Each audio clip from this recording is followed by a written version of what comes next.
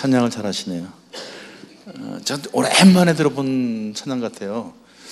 어디서 들었는지 저도 저 노래를 들었었는데, 저 찬양을 들었었는데 정말 잘하는데, 그 평강, 평안, 그게 우리 어떤 성경에 예수님이 우리한테 주고 싶었던 그 메시지인데, 그 예수님이 부활하셔가지고 제자들한테 나타나셨죠. 그때 뭐라 그러셨죠? 평강을 주노라, 평안할지어다, 그런 말씀을 하셨는데, 저희 돌아가신 하용조 목사님이 이제 연예인들을 데리고 성경 공부를 가르치셨대요. 그때 이제 그 곽규석 씨 아시죠? 구봉서 씨 뭐 이런 분들이 있었는데, 이제 대개 신앙생활을 처음 하신 분들이라 이제 대답을 못 하고 있는데, 예수님이 제자한테 나타나셔서 뭐라 그랬겠냐 그랬더니 다들 가만히 있는 거예요. 그때 구봉서 장로님이 이렇게 대답을 했대요. 얘들아 놀랬지? 그래서 그날은 성경 공부를 못했답니다. 그냥 웃느라고. 그 얘기를 구봉서 장로님이 저희 교회 와서 간증을 하시는데 그런 얘기를 하시더라고요. 참 목사님 말씀하신 것처럼 우리 가정에 그런 평안이 있었으면 얼마나 좋겠어요, 그죠? 또 우리 교회에 그런 평안이 있었으면 얼마나 좋겠어요. 근데 저는 평안 하려면 어떻게 하면 좋을까? 뭐 여러 가지 요인이 있지만 제일 중요한 것은 늘 그 감사하는 마음이 있으면 되지 않을까, 그런 생각을 해봅니다. 감사. 정말 감사처럼 좋은 게 없더라고요. 그냥 범사에 감사하면 하나님의 주권을 인정하는 거기 때문에, 범사에 감사하면 마음도 평안해지고, 감사하는 사람들은 또 겸손해지기도 하고, 감사하는 사람들은 남하고 다투지 않더라고요. 그래서 늘 그냥 우리 삶에 그런 감사하는 마음이 항상 넘치면 좋겠다. 여러분 가정에도 또 여러분 교회도 늘 감사하는 마음이, 그 감사가 좀 넘쳤으면 좋겠습니다. 사실은 감사하는 마음을 갖게 되면 소통도 잘 되거든요. 오늘 이제 행복한 소통, 행복한 가정이라는 주제를 가지고 이제 좀 말씀을 나눌 텐데요. 성경을 좀 보면 인간관계의 황금률이라는 것이 있어요. 오늘도 단비 TV에서 저하고 이제 인터뷰를 하면서 저한테 장로님이 가장 요즘에 좋아하는 성경 구절이 뭔가요? 하고 질문을 했을 때 제가 거침없이 이걸 얘기했어요. 마태복음 7장 12절입니다. 그러므로 무엇인지 남에게 대접을 받고자 하는 대로 너희도 남을 대접하라. 이것이 율법이요 선지자니라. 그 신학자들이 골든 룰이라고 하는 거거든요. 대접받고자 하는 대로 너희도 남을 대접하라는 거예요. 율법이고 선지자래요. 그러니까 율법의 핵심이 바로 이거라는 거예요. 선지자들이 많은 말씀을 하셨는데 그 선지자들의 말씀한 것을 딱 한마디로 요약하면 바로 이거라는 거예요. 이건 예수님이 직접 하신 말씀입니다. 무슨 얘기예요? 뭐에 대한 얘기예요? 관계에 대한 이야기입니다. 인간은 섬처럼 혼자 살 수 없는 존재, 더불어 사는 존재. 하나님의 형상을 닮았다는 가장 큰 특징은 뭐냐면 인간은 관계 속에서 살도록 지원받았다는 거거든요. 하나님도 삼위일체 하나님 관계 속에서 존재하셨다는 것이죠. 그러니까 기독교의 핵심은 사실은 관계입니다. 그 관계를 통해서 하나님이 꿈꾸시는 관계를 통해서 하나님 꿈꾸시는 공동체를 만들어가는 것, 그 공동체가 확산되어가는 것, 그것이 하나님 나라거든요. 자, 그래서 아주 중요한 말씀을 주셨어요. 우리한테 대접받고 싶은 대로 대접하라. 그런데 사실 우리가 죄인이 된 다음에는 대접받고 싶은 대로 대접하는 게 아니라 어떻게 하죠? 대접받은 대로 대접을 하거든요. 대접받은 대로 하거든요. 네가 그랬으니까 나도 그럴 수밖에 없잖아. 네가 먼저 그랬잖아. 그러니까 대접받은 대로 대접을 하기 때문에 이제 갈등이 생긴다는 거죠. 그러니까 대접을 받고 싶은 만큼 대접을 하라는 거죠. 사랑을 받고 싶으면 먼저 사랑을 베풀라는 거예요. 인정을 받고 싶으면 인정을 베풀라는 거예요. 존경받고 싶으면 존경하라는 거예요. 배려를 받고 싶으면 배려를 하라는 거예요. 이것이 예수님이 직접 하신 말씀이라는 거죠. 예수님이 율법이요 선지자라고 또 한 번 이야기를 하셨어요. 언제 그러냐면 마태복음 22장에서 말씀하셨는데 뭐라고 말씀하셨냐면 하나님을 사랑하고 이웃 사랑하기를 내 몸같이 사랑하라. 이것이 율법이요 선지자의 강령이라고 말씀하셨거든요. 이야기는 무슨 얘기냐면 하나님과의 관계, 인간과의 관계를 말씀하신 거예요. 그러니까 결국 예수님이 말씀하신 건 핵심은 뭐냐면 항상 관계에 대해서 말씀하셨다. 그리고 마지막으로 그분은 공동체를 이루고 공동체를 우리에게 새로운 하나의 공동체를 주시고 떠나셨어요. 그게 바로 교회입니다. 그러니까 예수님의 사역의 하이라이트에 만들어준 그 공동체가 바로 교회고, 하나님이 천지창조의 하이라이트에 만들어준 것이 바로 가정이라는 공동체. 왜 가정을 만들었을까요? 가정이 바로 관계 공동체이기 때문에. 교회도 또 하나의 관계 공동체입니다. 바로 이 귀한 말씀을 우리에게 주셨다는 것이죠. 자녀 양육의 헌금률이라는 것도 있어요. 제가 이건 제 이름을 붙인 건데, 또 아비들아 너희 자녀를 노엽게 하지 말고 오직 주의 교훈과 훈계로 양육하라. 그러니까 아이들을 주의 교훈과 훈계로 양육하는데 중요한 것은 자녀를 노엽게 하지 말라는 거예요. 왜 이런 말씀을 했는지 이따가 말씀을 드리겠습니다. 또 유순한 대답은 분노를 시켜야 해도 가격한 말은 노를 격동하니라. 잠언 15장 1절의 말씀이 있는데 여기다 관계에 대한 이야기거든요. 그러니까 상대방이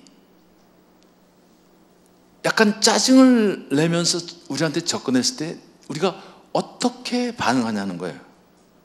예를 들어서 남편이 좀 늦게 왔다, 안 온 연락이 없었다. 그러면 아내들이 이제 하루 종일 집에서 일을 하다가 힘들었을 거예요. 그러면 짜증을 낼 수 있어요. 왜 이렇게 늦었어? 연락도 없이. 짜증을 낼 수 있어요.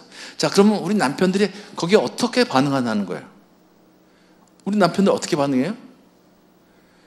사실 그때 유순하게 여보 굉장히 힘들었나 보다. 여보 미안해. 내가 갑자기 급한 일 있으면 연락을 못 했는데 당신 굉장히 힘들었지. 아이들 또 돌보느라고 힘들었지. 굉장히 피곤해 보이는데 내가 좀 뭐 어깨를 좀 주물러 줄까? 뭐 이런 식으로 말이죠. 좀 유순하게 반응을 보이면 되는데, 아내가 짜증을 부리면 남편도 덩달아 짜증이 나요. 왜 힘들게 일을 하고 왔으니까. 그래서 남편이 만약에 이렇게 얘기한다면, 야 내가 놀다 늦게 들어왔냐? 다들 니들 먹여 살려고 늦게 들어왔지? 그러면 아내들은 기분이 좋아요, 나빠요? 기분이 나쁘죠. 그러면 짜증이 뭐로 바뀌어요? 분노로 바뀌는 거예요. 화로 바뀌는 거예요. 그럼 뭐라 그래요? 야 그걸 돈이라고 벌어오냐? 그걸 돈이라고 벌어오냐? 바로 이렇게 나간다는 거예요. 그러니까 어떻게 내가 대답을 하냐? 유순한 대답을 하는 거예요. 그러니까 유순한 대답은 분노를 시켜야 한다는 거예요. 그러니까 아주 단순한 얘기인데 놀라운 관계의 비밀을 얘기하고 있는 거예요. 과격한 말은 너를 격동시킨다는 거예요. 그러니까 우리는 지금 관계 속에서 상대방을 자꾸 격동시키고 있는 거 아닌가를 한번 생각해 볼 필요가 있다는 거예요. 우리 자녀들을 격동시키고 있는 건 아닌가. 맞는 말을 하면서 격동을 시킨 경우가 있거든요. 여러분 자녀들한테 하는 말이, 여러분 자녀들한테는 말이 맞아야 틀려요. 다 맞는 말만 하시죠. 근데 그 아이들이 반응을 어떻게 보여요? 여러분 기분 나쁘게 하죠. 그럴 때가 많죠. 그러면 아이들한테 다그치죠. 야 이 자식아, 엄마가 하는 말이 틀렸어? 대봐. 근데 아이들이 될 게 있어요, 없어요? 될 게 없죠. 다 맞는 말 하셨는데. 뭐가 문제예요? 지금 아이들을 격동시키고 있는 거예요. 그래서 아까 에베소서 6장 4절은 주의 교훈과 훈계로 양육하지만 그보다 더 중요한 것은 자녀를 노엽게 하지 말라는 거예요. 그런데 우리는 자녀를 노엽게 하거든요. 그러니까 아이들이 반응을 엉뚱하게 보인다는 거죠. 이제 이런 것들이 우리 성경에 올라온 그 비밀들이, 관계의 비밀들이, 양육의 비밀들이 여기 숨어 있다는 거죠. 이런 것들을 우리가 배워야 한다는 거죠. 예수님이 어떻게 접근하고 어떻게 반응했는가, 이런 것들을 어떻게 소통하셨는가를, 이걸 우리말로 하면은 온유한 대답은 진노를 가라앉히지만 과격한 말은 분노를 일으킨다. 경우에 합당한 말은 여러분 잠언에 다 이런 얘기가 있죠. 적절한 말을 하는 것은 은쟁반의 금사과와 같다. 어떻게 적절한 말을 할 것인가, 이런 것들을 우리가 끊임없이 생각해보고 연구해보고 또 실천해봐야 한다는 거죠. 이 말은 관계의 관문이라고 얘기하거든요. 말은 관계의 관문이다. 말은 관계를 성립시키기도 하고 관계를 깨기도 하거든요. 그런데 이 말에 관한 한국 속담을 조사해 보니까 재미있는 것들이 많더라고요. 여러분 한국말 중에서, 한국 속담 중에서 말에 관한 속담으로 생각나는 게 뭐죠?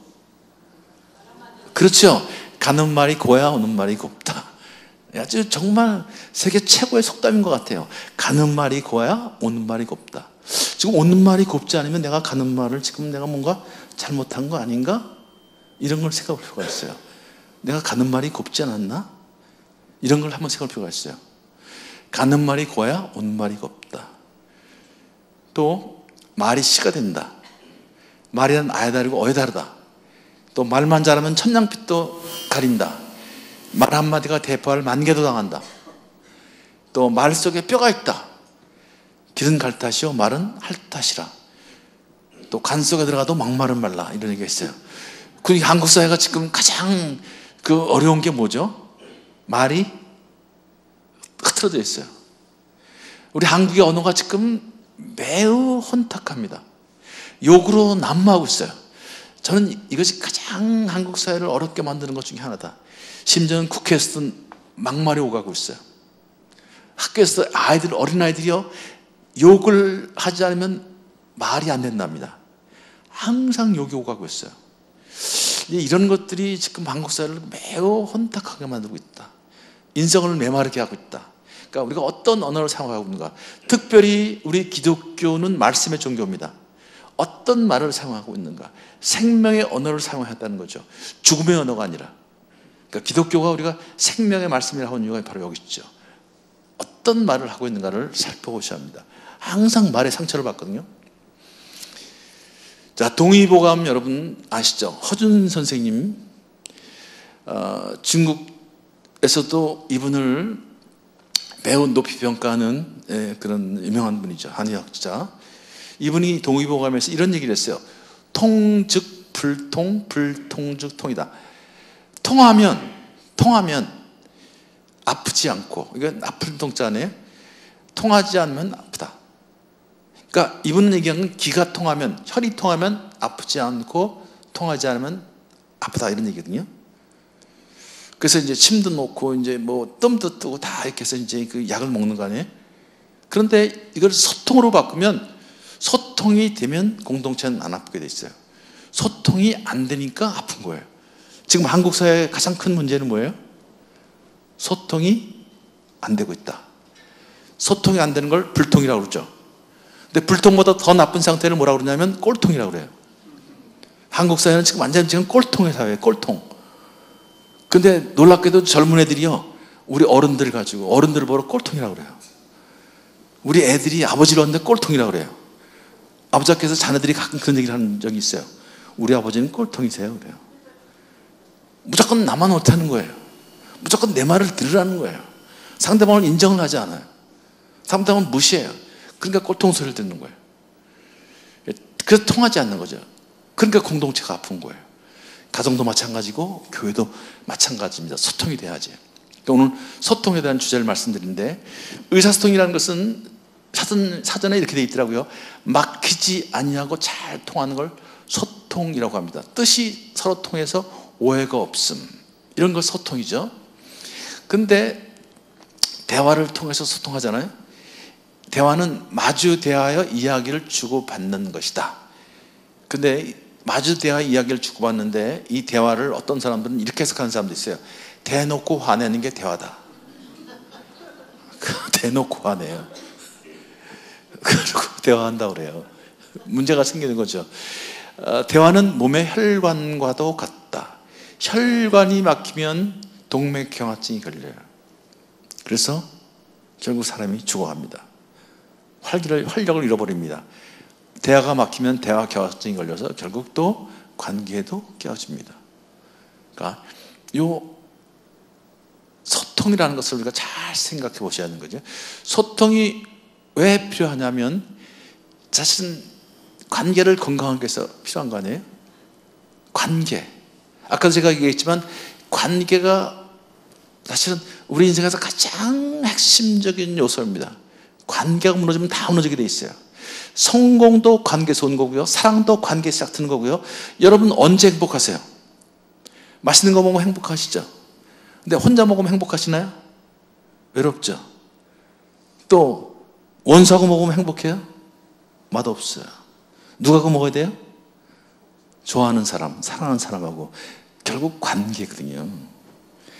우리 인생에서 가장 핵심적인 요소는 관계입니다. 기독교는 뭐예요? 관계 아니에요? 하나님과의 관계, 이웃과의 관계. 그걸 사실은 예수님이 말씀하신 예수님의 영성입니다. 하나님과의 관계, 이웃과의 관계. 그러니까 관계가 우리 인생에서, 우리 삶에서, 우리 신앙에서 가장 중요한 핵심 요소가 관계라는 거죠. 근데 관계는 뭐로 이루어지냐면 접근으로 이루어진다는 거예요. 여러분이 관계를 맺고 싶으면 접근을 해야 하는 거예요. 제가 오늘 중요한 관계 방정식을 여러분한테 알려드리는데 이 관계가 인생을 결정짓기 때문에 저는 이것을 인생 방정식이라고 얘기합니다. 여러분 방정식 많이 배우셨죠? 학교 다닐 때 2차 방정식, 무슨 3차 방정식, 그거 인생에 도움 됐나요? 전혀 도움이 안 됐죠. 근데 요거는 여러분 인생에 정말 결정적인 방정식이니까 꼭 요건 외워두세요. 아주 간단해요. 접근을 하게 되면 누군가가 여러분한테 접근하면 상대방 감정이 일어난다는 거예요. 그러니까 여러분이 부드럽게 친절하게 접근하면 감정이 좋아져요. 그러면 상대방이 반응을 보인다는 거예요. 여러분 기분 나쁘게 접근하면 상대방 감정이 상해요. 그러면 기분 나쁘게 반응해요. 그래서 관계가 깨지는 거예요. 여러분이 지금 누구하고 관계가 깨졌다는 얘기는 접근을 잘못하거나 반응을 잘못하거나 둘 중에 하나입니다. 아니면 접근을 안 하거나 아니면 반응을 안 하거나, 그러면 여러분 관계는 절대로 개선이 되지 않습니다. 여러분 인생은 절대로 달라지지 않습니다. 그러니까 또 어떻게 접근하고 어떻게 반응하는가를 살펴보셔야 한다는 거예요. 제가 제안한테 얘기를 했지만 제가 제안한테 많이 한 얘기가 뭐라고 그랬죠? 내가 네 학생이냐? 너 누구를 가르치려고 그래? 제가 내 선생님이었거든요. 그러니까 제아내가 저한테 이래라 저래라 이렇게 했는데 저렇게 했다가 그렇게 반응하면 제가 그 말이 나오는 거예요. 내가 네 학생이야? 너 누구를 가르치려고 그래? 그럼 제 아내는 아주 사명감을 갖고 해요. 내가 아니면 이런 얘기 누가 하냐?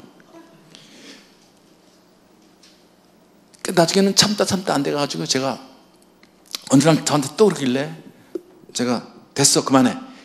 그리고 딴방으로 가버렸어요. 제 아내가 쫓아왔어요. 와서 뭐라 그래요? 내 말이 틀렸냐? 틀린 거 있으면 대버려요. 근데 여자들이 한 말 틀린 말이 있어요 없어요? 예, 찾지도 마세요. 신경 쓰지 마. 이분들은 아주 다 맞아요. 상황 판단이 빠르신 분들이에요. 정확해요. 선악을 아주 잘 구분해요. 왜 선악을 잘 구분한다고 그랬죠? 예, 선악을 알게 한 나무 열매를 이분들이 먼저 드셨어요. 또 많이 먹었어요 또. 그래가지고 저한테 또 그래요. 내 말이 틀렸어? 틀린 거 있으면 대봐 그래요. 될 게 없죠. 다 맞았으니까. 제가 뭐라 그랬을까요? 그래 네 말 다 맞아. 근데 뭐가 문제인 줄 알아? 네 말을 들으면 기분이 나빠. 감정이 상한다는 거예요. 자, 감정이 상하면 반응이 제대로 돼야 안 돼요? 안 되는 거예요. 처음엔 화를 내고 싸우다가 어느 순간부터 남편들이 피하는 거예요. 너랑 자꾸만 얘기해봤자 감정만 상하고 관계만 깨지니까 내가 피한다. 그래서 뭐라 그러냐면 내가 우리 가정을 위해서 내가 피한다. 가정의 평화를 위해서 내가 참는다. 그리고 피하는 거예요. 피하면 아내들이 가만히 있어요? 아내들이 다가온다는 거예요. 그래서 우리 남편들, 우리 아내들이 하는 말 중에서 가장 무서운 말이 뭐예요? 하여튼 무서운 게 많아가지고 무서운 게 뭐예요? 예, 통계를 내니까 동서로를 막론하고요. 아내들이 하는 말 중에 제일 두려워하는 말이 뭐냐면 여보 얘기 좀 하자. 여기 좀 앉아봐. 할 말이 있다. 그러면 남자들이 가슴이 철렁하대요. 어떤 정신과 닥터는요, 아내가 여보 얘기 좀 하자 그 말을 듣는 순간 뇌가 녹아내린 줄 알았대요. 혼비백산하는 거예요. 남자들은요, 두려워요. 이 감정을 어떻게 다룰 줄 모르고 말이죠, 관계가 깨질까 봐 두렵거든요. 그래서 남자들은 피하려고 그러는 거예요. 제일 피하기 좋은 게 뭘까요? 아내들이 뭐라 그러면 여보 미안해 그래요. 여보 미안해 그래요. 근데 그게 아내들한테 통해요? 절대 안 통해요. 뭐가 미안한데? 하고 물어봐요. 그럼 남편들은 뭐가 미안한지 알아요? 몰라요? 이분들은 전혀 몰라요. 뭐가 미안한지. 자기는 열심히 일한 것밖에 없는데 좀 늦게 들어온 거 가지고 뭐 그것까지도 뭐 그런 거 가지고. 그러니까 남자들은 뭐가 미안한지도 몰라요. 그 막 생각을 해봐요. 뭐 잘못된 게 있나? 뭐 하나 생각이 나는 게 하나 있긴 있어요. 근데 그걸 말도 못해요. 또 말했다가는요 또 그런 것도 있냐고 또 따지면 더 상황이 나빠지니까 말을 못해요. 말을. 그래가지고 뭐라 그럴까요? 아내가 추궁하면 이렇게 대답하는 남편들이 있대요. 여보 뭐가 미안한지 몰라서 미안하다. 그리고 피하는 거예요. 피하는 거예요. 어떻게 하면 회피하려고 회피하는 거예요. 그 상황에서. 그 아내가 그냥 알았어 그렇게 넘어지면 좋은데 추궁하는 거예요. 오늘 아내 여러분 조금 넘어가 주세요. 그럴 때는요. 남편들은 대책이 없어요. 이거 지금요. 또 그걸 피하는 방법은 또 하나 있어요. 뭐 있을까요? 우리 남편 여러분 솔직히 얘기해 보세요. 여러분 아내하고 대화하는 게 편해요? 설거지하는 게 편해요? 예? 설거지하는 게 편하죠. 그러니까 아내가 여보 얘기 좀 하자 그러면 뭐 설거지할 거 없냐? 그럼 설거지하러 가는 거예요. 쓰레기 버릴 거 없냐? 하고 쓰레기 버리러 나가는 거예요. 피하는 거예요. 그러면서 남편들은 또 뭐라 하면 저한테 와서는 자기는 가정적이래요. 집안일은 자기가 다 해준대요. 근데 아내는 그것보다 뭘 원해요? 대화를 원하는 거예요. 얘기하고 싶다는 거예요. 무슨 얘기예요? 가정에 대한 이야기, 가족에 대한 미래에 대한 그런 얘기를 하고 싶다는 거예요. 근데 남자들은 자꾸만 피해요. 또 가장 좋은 건 뭐냐면 자러 가는 거예요. 텔레비전 보고 있다가요 아내가 봉일 끝내고 들어와서 여보 얘기 좀 하자 그러면 텔레비전 딱 끄는 거예요. 그러면서 내일 아침에 새벽 기도 가야 된대요. 내일 아침에 중요한 약속이 있대요. 그리고 자러 가요. 그럼 아내들이 재워줘요? 이분들은 재워주질 않아요. 조금 있으면 찾아와요. 와서 뭐라 그럴까요? 잠이 오냐 그래요. 근데 우리 남편들은 잠이 와야 안 와요? 잠을 자야 돼요. 오건 말건 자야 돼요. 남자들은요. 그냥 눈을 감고 있어 하다 보면 조금 있으면 잠이 진짜 와요. 코를 골아요. 그럼 아내들이 이제 오르는 거예요. 이게 인간인가 지금 잠이 오나 말이죠. 근데 자고 일어나면 남자들은 감정이 또 가라앉아요. 아침에 일어나서 뭐라 그래요? 밥 없냐? 밥 안 주는 거야 그래요. 그럼 아내들이 뭐라 그래요? 밥이 넘어가냐 그러죠. 밥이 넘어가? 밥 생각이 나. 근데 우리 남편들은 밥이 넘어가요 안 넘어가요? 넘어가요. 전혀 문제가 없어요. 어떤 상황에서 밥이 넘어가요.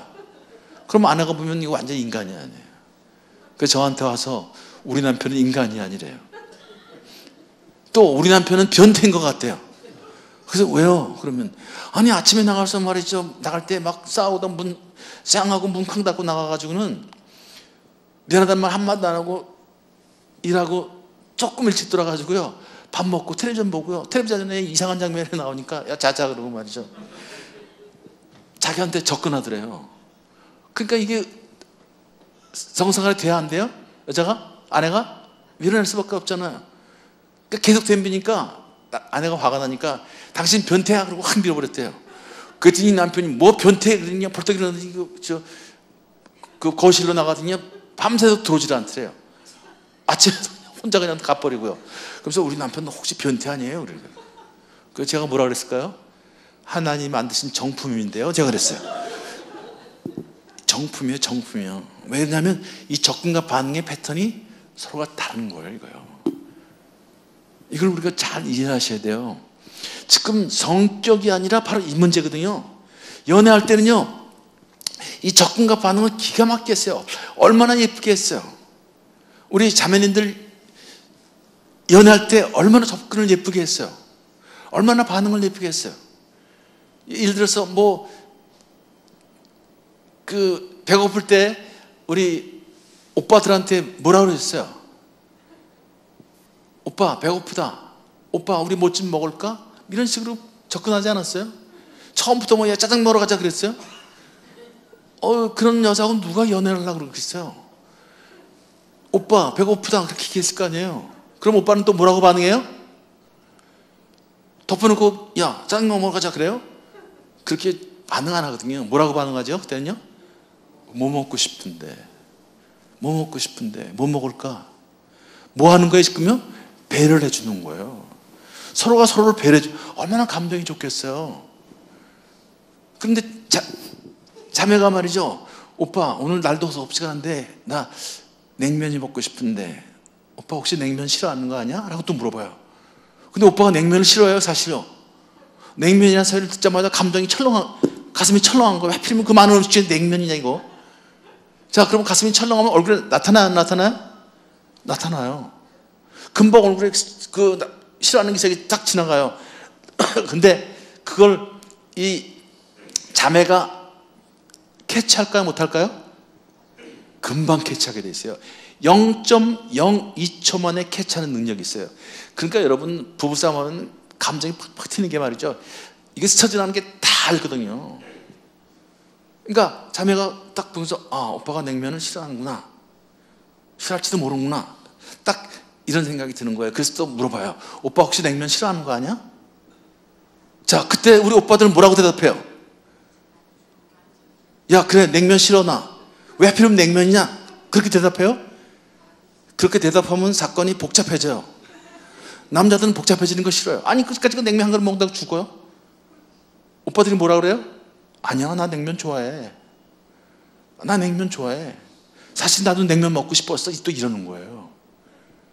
그러니까 오빠 냉면 좋아하는구나. 그러면 내가 잘 아는 데가 있는데 거기 갈래? 그러고 가는 거예요. 근데 오빠가 또 한마디 더 해요. 그 뒤에다가 사실은 나도 냉면이 먹고 싶었는데 우린 뭔가 통하나 보다 야. 통한다는 것만큼 행복하게 만든 게 어딨어요? 감정이요. 그래도 냉면을 시켰는데 냉면이 양이 많아요. 그러니까 자매가 비비다가 오빠 냉면 좋아한다 그랬지? 나는 좀 양이 많으니까 오빠가 좀 더 먹어줄래? 하고 반을 덜어서 턱 주는 거예요.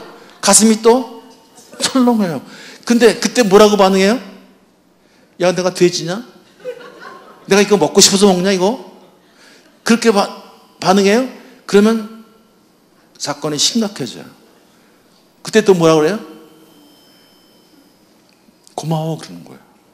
그러면서 사실 나도 한 그릇 더 시킬까 그랬는데 어떻게 내 마음을 알고 이렇게 주냐? 그래서 또 네가 준 건 더 맛있다고 또 맛있게 먹어줘요. 여러분 이게 다 소통이에요. 이게 소통이에요. 얼마나 행복하겠어요. 또 오빠 나 아프다 그러면 뭐라 그래요? 어디가 아프냐 얼마나 아프냐. 우리 아버지 학교에 형제 중에 한 형제가 그런 얘기를 해요. 자기는 진주에서 근무를 하고 있었는데 연애할 때 여러분 진주 아시잖아요. 서울에서 멀잖아요.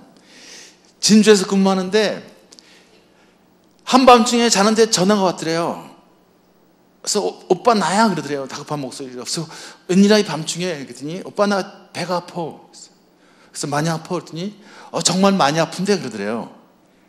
그래서 알았어 내가 갈게. 그리고 전화를 딱 끊고 시계를 보니까 새벽 2시더래요.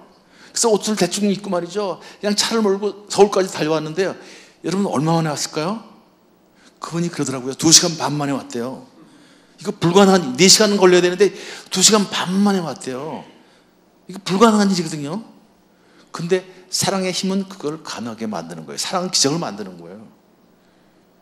이 2시간 반 만에 오빠 나 아파 그 소리에 2시간 반 만에 반응을 보여주는 이 오빠를 보는 순간 이 자매의 마음이 어땠을까요? 대화가 필요해요? 그냥 눈물이 흘렀을 거예요. 그러면서 바로 이 사람이다. 나는 이 남자하고 결혼하면 굶어도 좋다. 난 이 남자가 가자는데 어딘지 갈 수 있다. 그리고 결단하는 거예요. 그게 결혼이에요, 여러분요. 그래서 결혼이 이루어지는 거예요. 호르몬도 분비되고요. 이제 이래서 막 정신없이 그냥 빠져들어가는 거예요. 근데 이제 호르몬이 끝난다 그랬죠. 3년, 길어야 3년. 결혼하면 누구도 피해갈 수 없는 일상의 지뢰밭이 우리를 기다리고 있어요. 뭐라고요? 일상의 지뢰밭. 한번 따라서 할까요? 일상의 지뢰밭. 예, 엄청난 지뢰가 기다리고 있는 거 아니에요. 팔다리를 잘라버리는 그런 지뢰가 아니에요. 양말이라는 지뢰가 우리를 기다리고 있어요. 양말을 왜 거기다 벗었냐는 거예요. 또 화장실에 가면 치약이라는 지뢰밭이 우리를 기다리고 있어요. 치약을 왜 가운데 짰냐, 밑에 짜야지. 또 거실에 가면 신문을 봤으면 접어놔야지 왜 또 늘었냐는 거예요. 또 뭐 수건을 왜 이렇게 써? 밥 먹는 태도가 왜 그러냐. 그런 말을 들으면 뭐가 상할까요? 감정이 상하는 거예요. 감정이 상해요, 감정이. 자, 그런데 그것도 모르고 말이죠. 아내가 여보, 우리 모처럼 냉면 먹으러 갈까? 그래요. 그러면 이 남편이 뭐라 그럴까요? 니나가 또 냉면이냐? 난 오늘 짜장면 먹는다 그러는 거예요. 그럼 아내가 그랬잖아요. 당신 냉면 좋아한다 그랬잖아. 야, 웃기는 소리 하지 마. 내가 뭘 좋아하냐? 다 너 꼬시려고 그런 거지. 그런 말이 나오는 거예요, 이거요. 뭐가 달라져요? 반응이 달라지는 거예요. 또 여보, 나 배 아프다 그러면 여보는 뭐라 그래요? 약 먹으래요. 병원에 가보래요.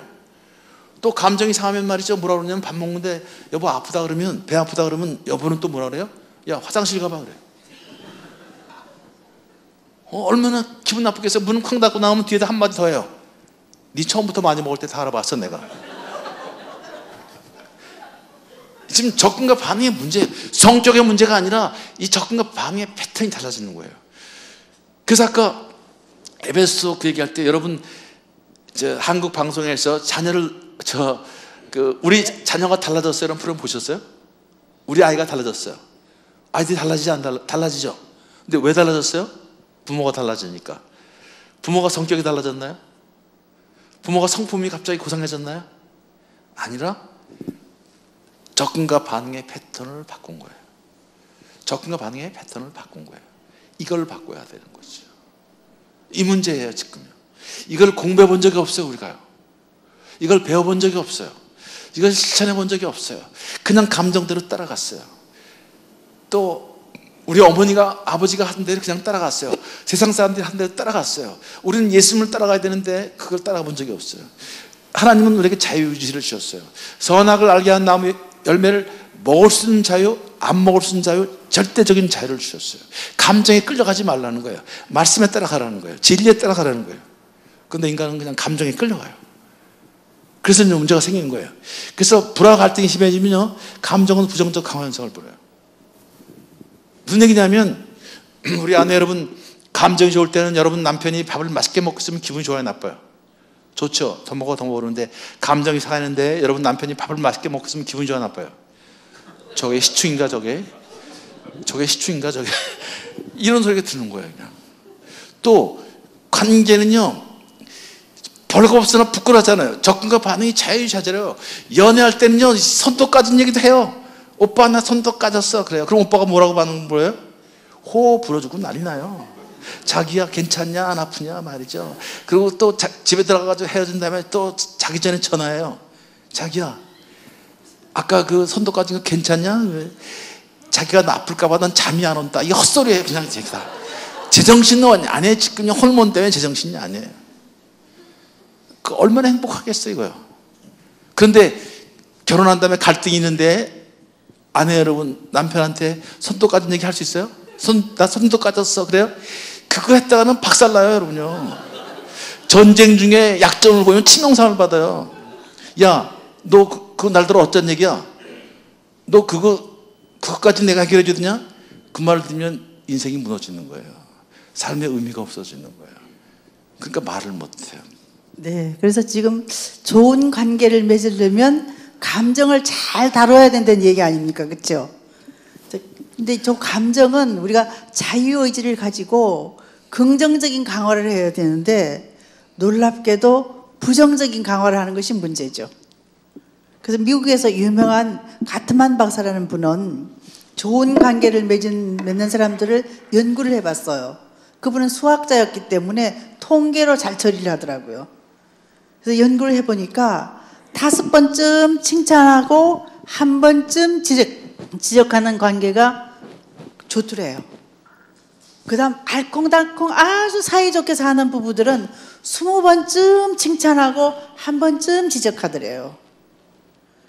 그러면 시어머니는 며느리에게 어떻게 해야 될까요? 며느리하고 사위한테는요 1000번쯤 칭찬하고 1번쯤 지적해야 된대. 그러니까 하지 말라는 얘기죠. 이 감정은 긍정적으로 다뤄줘야지 좋은데, 놀랍게도 우리는 끊임없이 계속 부정적으로 하기 때문에 관계가 점점점 어려워진다는 거죠. 자, 제가 간단한 예를 하나 들어볼게요.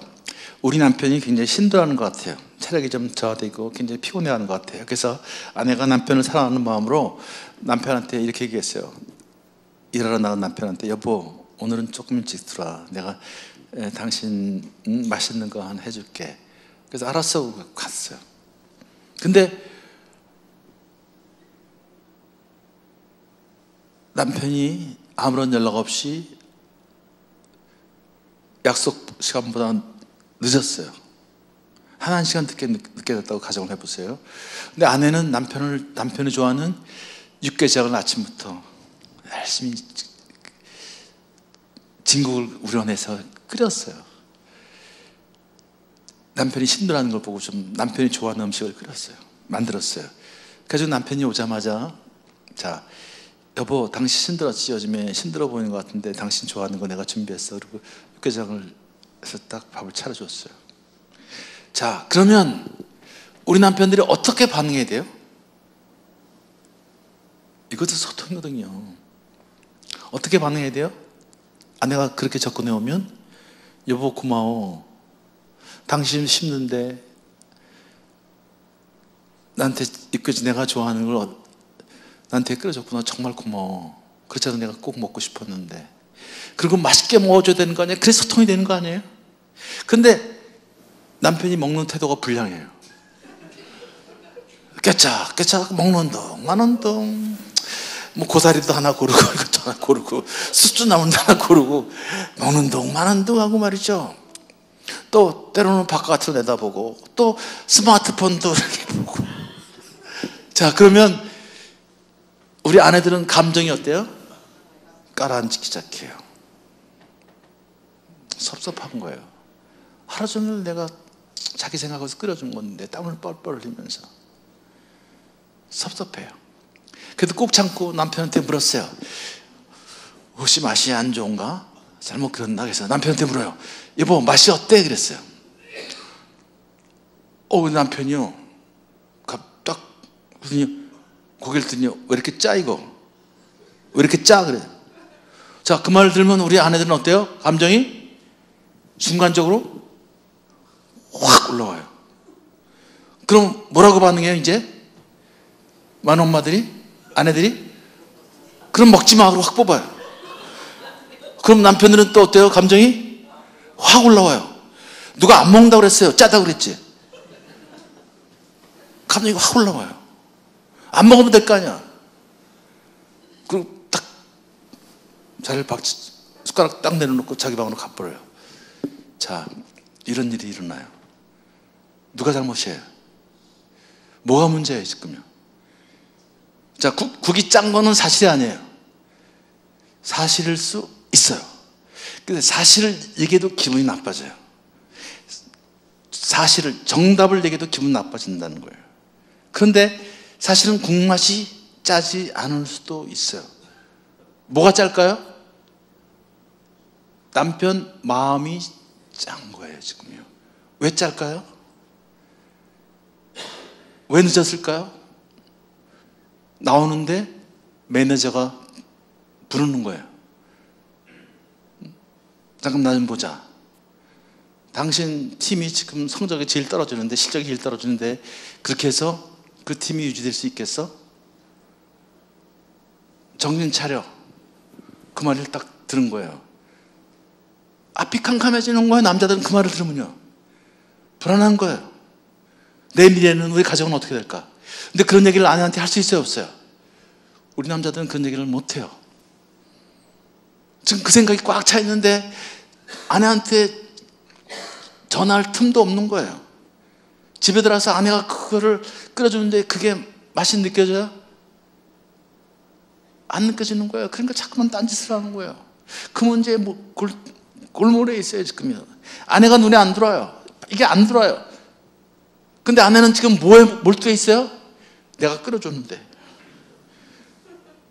남편의 상황을 아니라 지금 내가 하루 종일 애써가지고 육개장을 끓여줬는데 이게 안 먹고 있어? 그것만 생각하고 있는 거예요. 둘이 지금 서로 딴 생각하고 있는 거예요. 아내는 아내대로 힘들어서 울어요. 저게 인간인가? 저게 남편인가?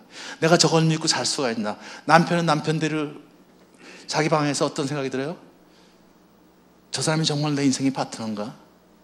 아니 그것 좀 안 먹었다고 내가 지금 이런 고통 속에 있는데, 이런 두려움 속에 있는데 그것 좀 안 먹었기로서니 그거 가지고 나를 힘들게 만들어? 저 사람이 내 아내인가? 여러분, 인생이 이 관계가 이런 거예요. 우리는 일어난 현상만 보고 싸운다는 거예요. 일어나는 현상, 제 내면 속에, 우리 아내의 내면 속에 뭐가 움직이는지, 우리 남편의 내면 속에 뭐가 움직이는지 서로 그걸 알아보지도 않고 말이죠. 그냥 겉에 일어나는 거 갖고 싸운다는 거예요. 소통이 안 되고 있다는 거죠. 많은 사람들이 이런 문제 갖고 싸우거든요. 뒤를 얘기 들어보면 다 그런 그들만의 아픔이 있어요. 그런 욕구가 있어요. 또 이런 걸 가지고 서로 소통할 줄 모른다는 것이죠. 그래서 문제가 생긴다는 거예요. 자, 그런데 한번 이 영상을 한번 보십시오. 재밌는 영상인데요. 이게 다 먹지 마. 싫어, 다 먹을 거야. 다 먹지 마. 주환이 하나 줘? 그러면 하나 주세요 해봐. 주세요. 귀엽게, 주세요. 사랑스럽게, 깜찍하게, 멋있게, 멋있게, 근엄하게, 이순신 장군처럼.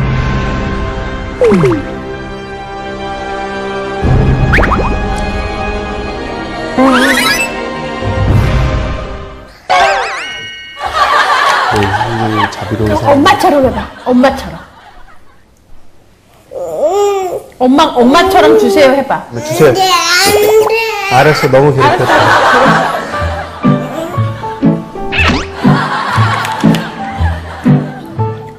아이, 맛있게도 먹네. 아빠도. 아빠 2개.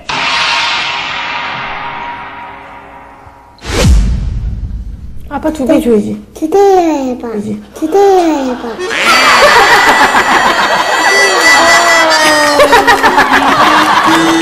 아빠 2개 주세요.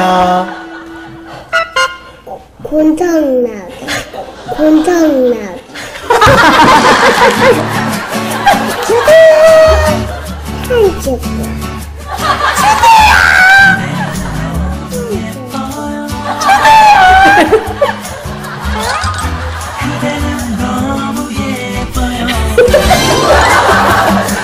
감사합니다.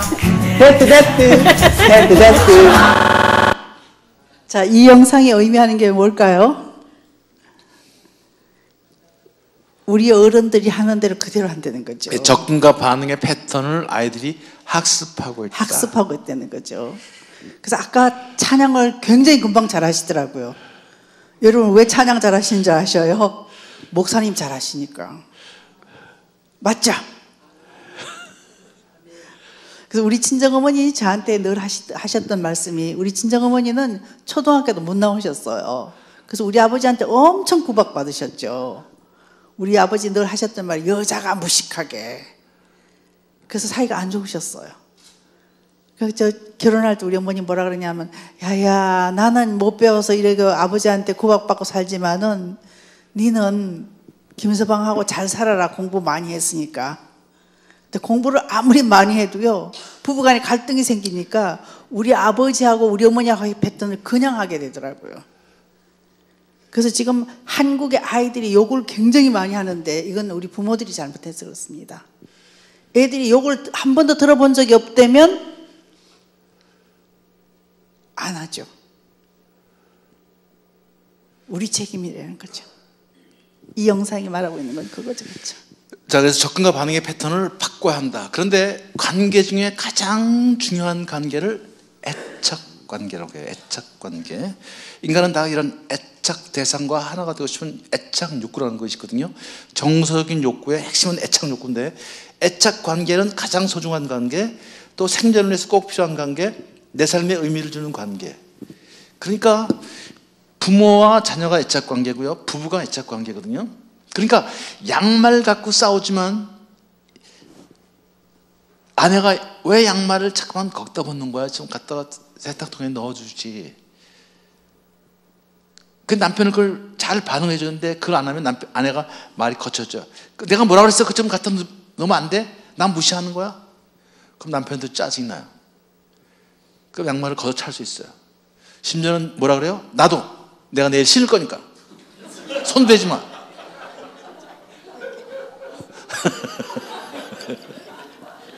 제가 그랬대요. 화가 나니까 그런 거거든요. 가지고 그거 갖고 싸우면 나중에 양말을 걷어차요. 근데 양말을 걷어차는 순간 아내는 우리 남편이 양말을 찼다고 생각해요? 누구를 차요? 나를 찼다고 생각합니다. 그래서 양말 때문에 핵전쟁이 일어나는 거예요. 그래서 부부관계는 양말이나 북한 핵 문제나 동일한 의미가 있다는 거예요. 내 존재의 의미, 내 삶의 의미.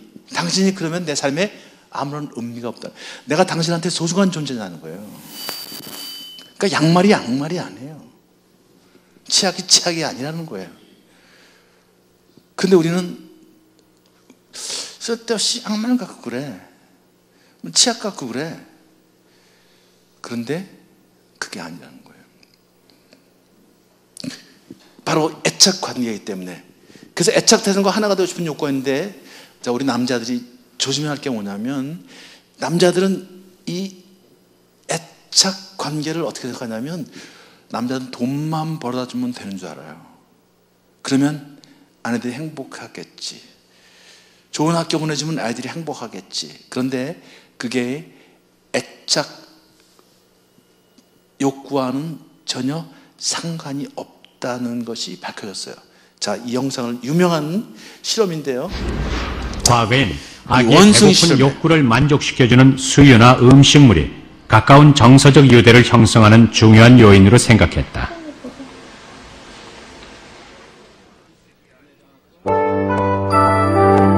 그런데 접촉 연구의 아버지로 불리는 할로우 박사는 접촉이 중요한 애착 형성 요인임을 증명했다. 할로우는 몇 가지 독창적인 실험을 했는데, 아기 원숭이에게 자기 양부모를 스스로 택하게 했다. 하나는 먹이를 주는 철사로 된 원숭이, 다른 하나는 먹이를 주지 않는 천으로 된 원숭이였다. 이 천 조각은 먹이는 주지 않지만 편안함과 사랑을 준다.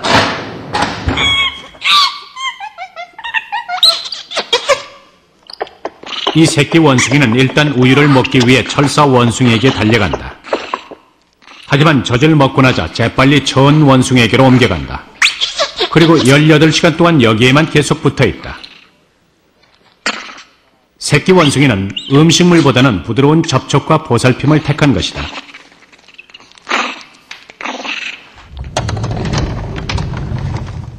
그렇다면 무서운 상황에서는 새끼 원숭이는 어디로 갈까?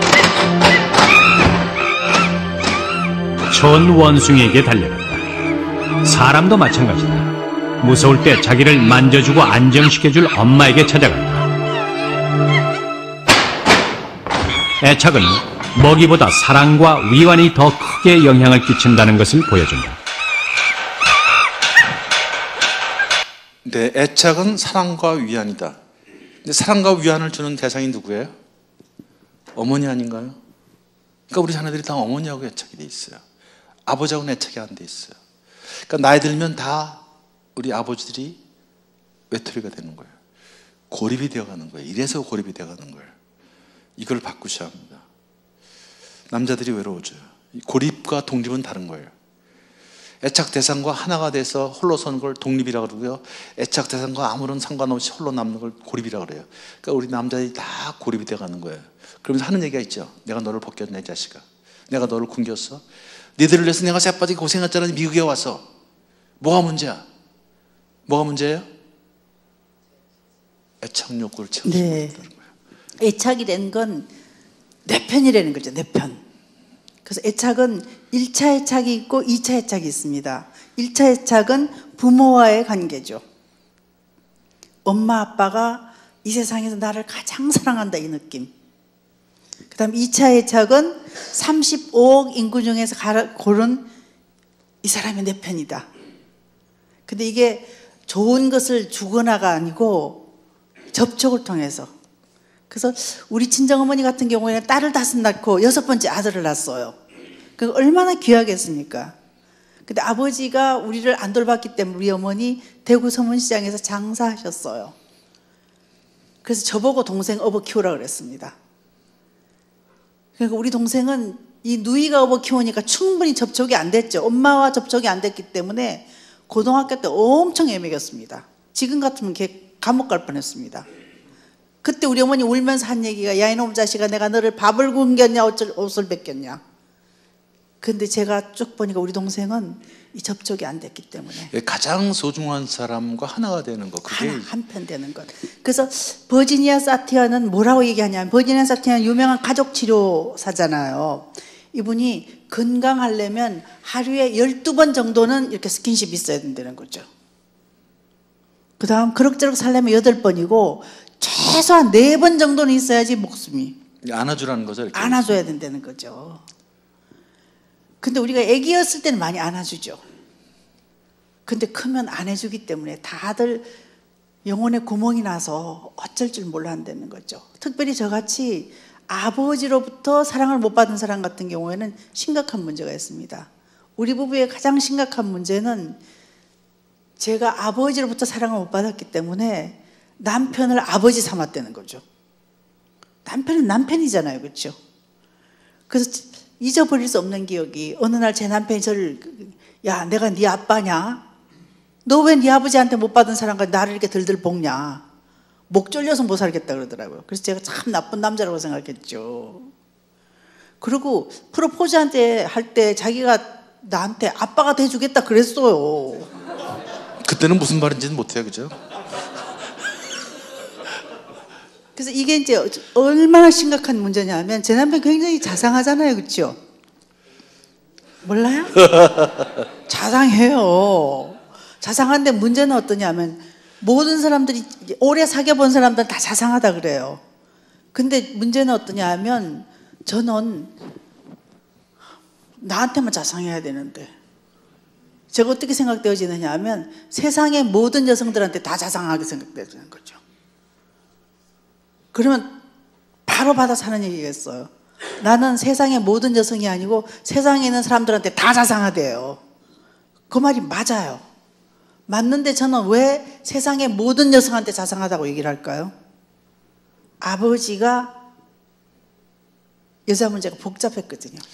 또 아버지의 사랑을 받지 못했기 때문에 아버지와 애착이 안 됐거든요. 애착이 결핍이 되어 있어요. 그 애착이 결핍이 되면 어떤 현상이 벌어질까요? 집착을 하게 되어 있어요. 애착이 안 되면요. 그러니까 애착이 잘 되어야 비애착적인 행동이 활발해진다고 얘기하거든요. 무슨 얘기냐면 아이들 잘 보세요. 아이들이 학교 갈 때, 유치원 갈 때, 처음 어린이집 갈 때 막 울잖아요. 왜 울어요? 분리불안인 것이 있어요. 가장 소중한 사람부터 분리불안. 또 어머니가 갑자기 없어지면 어떻게? 이런 불안이 있거든요. 그러니까 자꾸만 매달리는 거거든요. 가지마 나 가기 싫어 그러고요. 그런데 잘 달래서 애를 보내고 난 다음에 약속을 지키고 나타나요. 집에 오니까 엄마가 있어요. 그걸 계속 하다 보면 며칠 하다 보면 아 엄마가 나를 데리러 오는구나. 내가 집에 가면 엄마가 항상 있구나. 그래서 아이들이 분리불안부터 벗어나는 거예요. 그러면서 이제 엄마 나 갔다 올게 그런 거군요. 근데 그게 안 되면 애들이 계속 붙들고 늘어지는 거예요. 그걸 이제 약간 늦어지는 애들이 있죠. 계속 그냥 어떤 애는 그걸 잘 떠나는데 어떤 애는 그냥 계속 매달려요. 큰 애가 막 매달리면 엄마들이 화가 나죠. 저 조그만 애도 빠이빠이 하는데 넌 다 큰 애가 왜 그래? 왜 그럴까요? 애착이 아직 안 돼 있다는 거예요. 그러니까 애가 불안하니까 매달리는 거예요. 그런 날수록 어떻게 돼요? 안아줘야 되는데 우리는 어떻게 하냐면 자꾸만 뛰어놀라고 그러거든요. 그럼 아이가 더 그냥 몸부림치는 거죠. 그러니까 부부관계도 마찬가지잖아요. 부부도 애착이 잘 되면 남편이요 직장 가는 일이 즐거워요. 여보 나 갔다 올게. 그럼 편하게 갔다 올 수 있어요. 근데 저같이 애착이 안 된 경우에는 출장 가면 불안해져요. 그 심지어는 어떤 생각이 드는 거야? 혼자 갔을까? 뭘 하나 달고 갔을까? 참 그렇죠. 나도 생각하면서 참 왜 이럴까? 그러니까 비애착이 안 돼. 그러니까 집에 와서는 아내들이 말이죠. 남편 가고 나면 설거지하고 집에 밥 짓고 하는 거 이런 거 비애착적인 행동이거든요. 그게 기뻐야 되는데 그걸 하고 싶은 생각이 없는 거예요. 의미가 없어요. 그냥 남편이 저 사람이 저기 가서 어디 갔을까? 무슨 짓을 할까? 아무런 의미가 없어요, 이게. 그냥 우울증하는 거죠. 그러니까 요 애착 관계를 이거 올라 날아갔어요, 근데. 네, 그래서 이제 1차 애착이 저같이 1차 애착이 문제가 있는 사람들 같은 경우에는 제 남편이 이 애착 관계를 알았더라면 제 가슴이 텅 빈 걸 알았더라면 밀어내지 않고 2차 애착에서 충분히 해주면 메꿀 수 있다는 거죠. 그래서 35억 인구 중에서 제2 애착 문제를 해결해 줄 수 있는 사람은 이 사람밖에 없어요. 사모님, 목사님 애착을 해결해 줄 사람은 사모님밖에 없어요. 장로님 애착을 해결해 줄 사람은 권사님밖에 없어요. 애착이라는 건 뭐냐면 당신이 내 삶의 가장 소중한 존재다. 그러니까 애착 욕구가 안 되면 항상 따지는 게 뭐예요? 내가 당신한테 소중한 사람이냐? 부부싸움이라는 건 그런 거예요. 내가 당신한테 소중한 사람이야? 당신 내 삶의 의미인데 내가 당신한테 소중한 사람이야? 당신 나를 소중하게 생각하는 거야? 부부가 싸움이라는 게 핵심이 이거거든요. 그거를 그래 당신은 나한테 가장 소중한 사람이야. 내 인생에 꼭 필요한 사람이야. 그걸 확인시켜줘야 되는데 그게 확인이 안 되면 자꾸만 이제 접근하는 거죠. 그때 아내들이 하는 질문이 뭔 줄 아세요?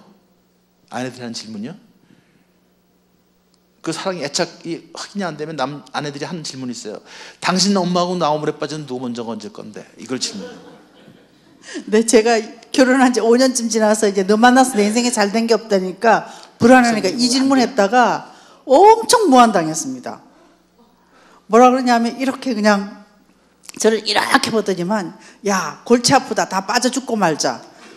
저 40년 전에 다 빠져 죽었어요. 자, 이게 남자들은요 이런 질문하면 남자들은 그 정말 황당한 질문이거든요. 이거 엄마하고 나하고 물에 빠지면 누구 먼저 걸려요? 그럼 남자들은요 사실 분석으로 들어가요. 왜 이런 상황이 벌어졌을까? 누구 먼저 건질까? 이 사건을 어떻게 해결할까? 그 사건을 분석해요. 그래가지고 어떤 남자들은 이렇게 얘기해요. 당신은 수영 잘하던데 지난번에 보니까 우리 어머니는 수영을 못하니까 내가 어머니 건지고 당신 건질게. 그날은 다 죽는 날이에요. 그러니까 제가 남자들은 이거 어떻게 대답할지 모르는 거예요. 그래서 제가 그냥 야 골치 아프다 다 가지고 말자 그랬거든요. 그 여러분들 이름만 대면 아시는 유명한 방송인들이 한국에 있는데 그분들이 이제 저한테 상담을 하러 왔어요.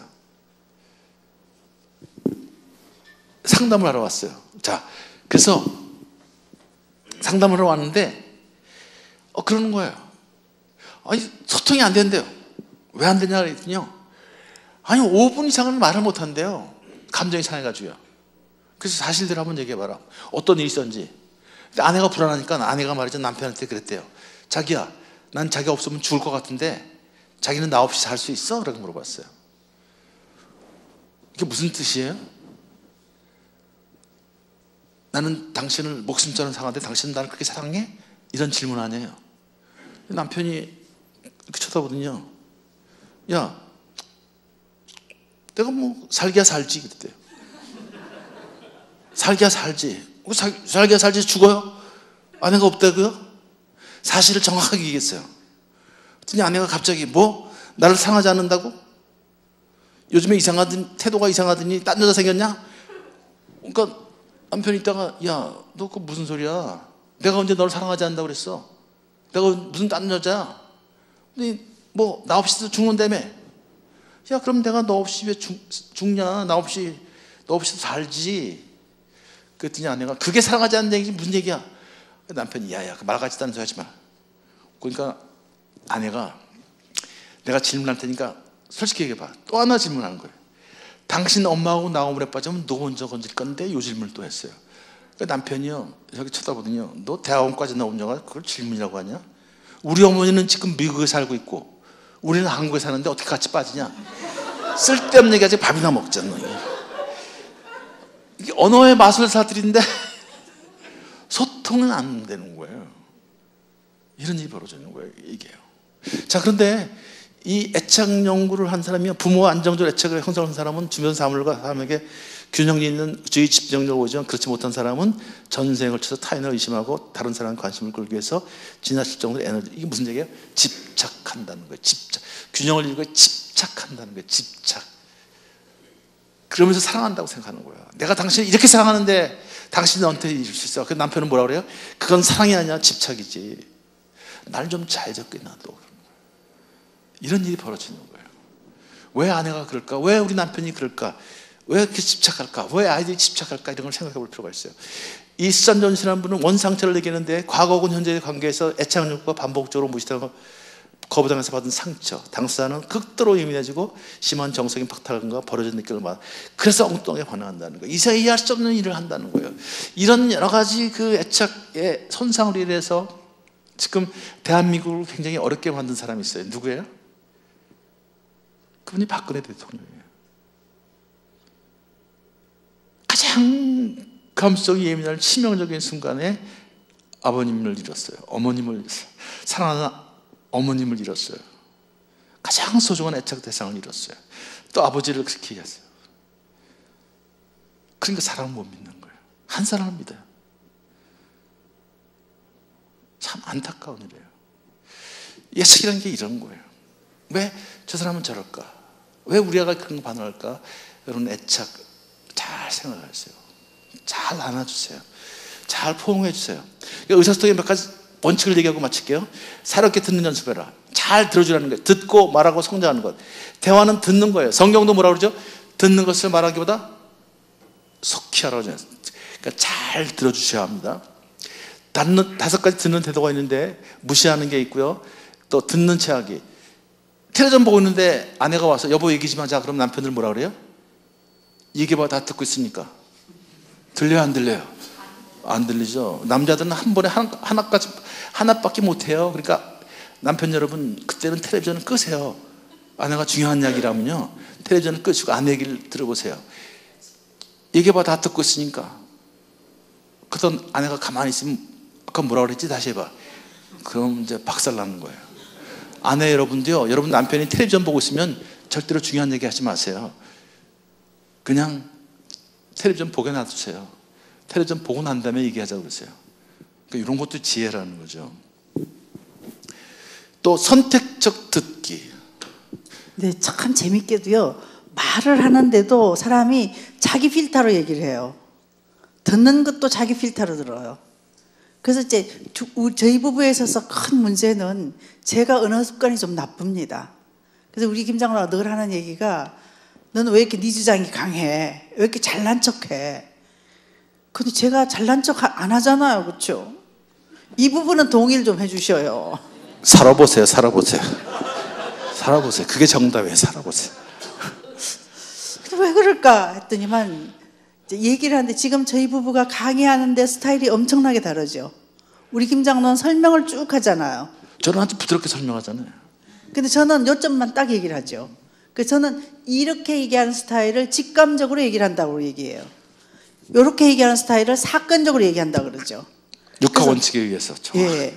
그래서 이거를 어떻게 구분할 수 있느냐 하면 드라마를 한 편 보고 난 다음에 우리 김 장로는 드라마 한 편 보면 40분짜리 45분까지도 얘기해요. 자세하게. 저는 한마디밖에 못 한다는 거죠. 옛날에 선덕여왕이라는 드라마가 있었어요. 그래서 누가 나왔니? 고현정이 나왔던 거. 열심히 보더라고요. 근데 그날 무슨 일이 있어서 못 봐서 저보고 봐달라 그랬어요. 그 저녁에 와서 이제 밤에 와서 여보 어땠어? 그랬는데 그때 고현정이가 미실이로 나왔어요. 미실이. 그날 미실이가 죽던 날이었습니다. 그 제가 한마디로 정리해줬죠. 미실이 죽었어. 저는 한마디밖에 정리 못하고. 아니 죽은 건 누가 몰라니까 지금. 어떻게 죽었는데? 죽었지. 그러니까 지금 강의도 확연히 차이 나죠, 그렇죠? 근데 이게 이제 어디서 또 드러나느냐 하면 전화 받는 태도가 나쁘다는 거죠. 우리는 전화는 어떠냐? 용건만 간단히. 그래서 하면 제가 제 할 말하고 뚝 끊어버리죠. 아니 전화는 제가 했는데 자기 할 말을 끊어요. 그럼 제가 얼마나 기분이 나쁘겠어요.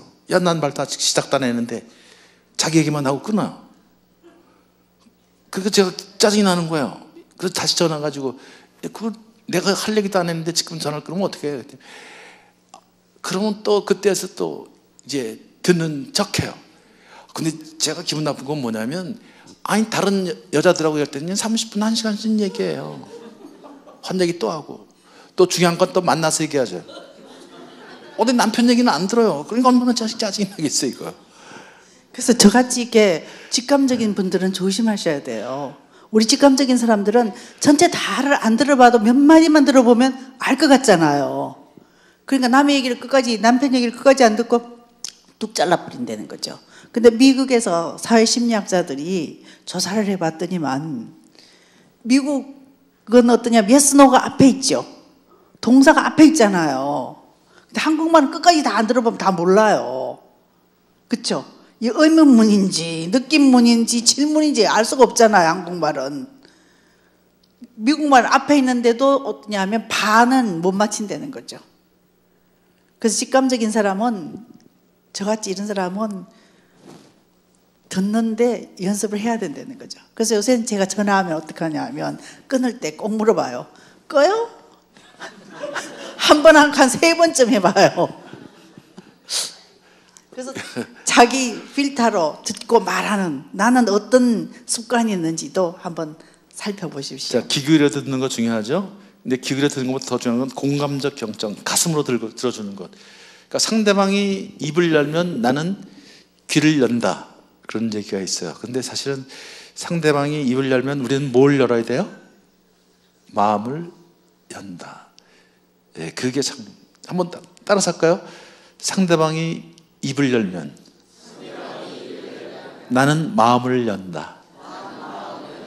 예, 그런 태도로 대화하십시오. 그럼 여러분 관계를 맺는데 답이 될 것입니다. 아이들한테도요 얘기하면 마음을 열어놓고 기다리세요. 눈을 높이 맞춰주는 게 그게 뭐예요? 마음을 연다는 거예요. 마음을 연다는 거. 아버지가 마음을 연다. 다 들어주시면 된다는 거죠. 그래서 듣는 것이 다른 사람을 사랑하는 것이다. Listening is to love others라는 것. 듣는 것, 들어주는 것. 그러니까 이야기하는 건, 말하는 건 내 존재의 일부를 주는 거죠. 내 생각의 일부를 주는 거예요. 듣는 것은 내 존재 전부를 상대방한테 주는 거 아니에요? 그러니까 듣는 것이 사랑한다는 것. 남녀의 차이를 이해하는데 친밀감은 남자는 공간의 개념이고 여자는 공감의 개념이라는 거죠. 그러니까 남자들은 몸만 같이 있으면 돼요. 그러니까 이민사회에서 조금 조심할 게 뭐냐면 남자들은 집에 아내들하고 같이 있는 시간이 많잖아요. 그러니까 남자들은 뭐라고 생각하냐면 나는 가정적이라고 생각해요. 나는 우리 아내하고 친밀하다고 생각해요. 근데 아내들은 같은 공간에 있는 것이 아니라 마음과 느낌과 생각을 주고받을 때 우리는 친밀하다고 생각하는 거예요. 밥을 같이 먹는 것도 중요하지만 생각과 느낌을 주고받는 공감이 중요하다는 것. 그래서 릴리안 루빈이라는 사람이 이런 얘기했어요. 여성에겐 친밀감이 생각이나 감정을 나누는 것을 의미한다면 남성에겐 같은 방 안에 있는 것을 의미한다. 그래서 이민사회 분들이 같이 있으면서도 어려워지는 이유가 여기 있어요. 우리 남편들 여러분 잘 이해하셔야 돼요. 느낌과 감정과 생각을 함께 나눠줄 때 아내들은 우리 남편과 나는 친밀한 사이다. 친밀감, 유대감이 생긴다는 거죠. 아이들도 마찬가지고요. 그러니까 공감의 개념. 여기는 몸이고 여기는 마음이라는 거죠. 사랑은 어떻게 제가 설명을 했죠. 존경과 사랑이라는 것, 리스펙트와 러브라는 것, 돌봄이라는 것 어떻게 말씀을 드렸고요. 또 대화는요, 남자들은 해결책을 얘기하지만 여자들은 공감을 한다는 거예요. 그러니까 여보 아프다 그러면 남자들은 약 먹어, 해결책을 얘기하죠. 아내들은 뭘 원해요? 공감. 아, 많이 아프구나, 얼마나 아픈데 우리 병원에 갈까? 이렇게 공감해 주라는 거죠. 같이 일하시는 분도 있죠. 그럼 아내들이 힘들다 그러면 여보 힘들다 그러면 남편들은 뭐라 그래요? 쉬어, 때려치워 그래요. 아니 때려칠 입장이 아니잖아요. 그런데 정답을 얘기하면 아내들은 감정이 상한다는 거예요. 정답을 얘기하면 감정이 상한다는 거예요. 해결책을 얘기하면 감정이 상한다는 거예요. 근데 남자들은 자꾸만 해결책이라거든요. 해결책이 아니라 잘 들어줘야 합니다. 힘들면 당신 힘들구나 라고 얘기하셔야죠. 무슨 일이 있었어? 회사에서? 직장에서 무슨 일이 있었어? 그럼 직장에 매니저가 누가 뭐 이렇게 사람을 힘들게 만든다 그러면 그래 그랬구나, 굉장히 힘들겠구나, 뭐 그런 자식이냐. 그러다가 반응하다가 나중에 예를 들어서 그 자식 거 안 되겠다, 내가 가서 손 좀 봐줄까? 다음에 화요일날 내가 한번 갈게. 거기 어디야? 뭐 그런 자식이 있어. 내가 손 좀 봐줄게. 그러면 아내가 그래 여보 와서 손 좀 봐줘 그래요? 아내가 뭐라 그럴까요? 됐어 내가 알아서 할게. 무슨 얘기예요? 힘이 생기는 거예요. 그 상황을 이어나갈 수 있는 힘이 생기는 거예요. 그걸 인파워링이라고 하는 거예요. 여러분 연애할 때는 이걸 잘했기 때문에 누가 반대도 다 이겨나간 거예요. 어떤 어려움이 있어도 다 이겨나간 거예요. 연애할 때 바로 이것 때문에요. 이 공감의 힘 때문에요. 이 친밀감 때문에요. 근데 결혼하고 나니까 이걸 안 하니까 무너지기 시작하는 거예요. 바로 또 우리 아내들은요, 거기다 감정을 숨겨놔요. 그러니까 남편들은 감정을 숨겨놓으니까 아내가 무슨 말인지 몰라요. 감정을 못 읽어요. 다리 밟지 그래요. 여보 다리 밟지 그래요. 그럼 남편들은 뭐라 그래요? 보름이니까 바로 얘기해요. 보름이니까 밟대요. 맞아요 틀려요? 맞죠. 근데 보름인지 아내는 몰라요? 알잖아요. 무슨 얘기예요? 다리 밟으니까? 뭐 차 한잔 대화 좀 하자 뭐 그런 얘기 아니에요? 제가 시애틀에서 교민 잡지를 보니까 교민 잡지에 추석 때 말이죠, 저희 가까운데 아내가 이렇게 얘기를 한 거예요. 여보 다리 참 밝다.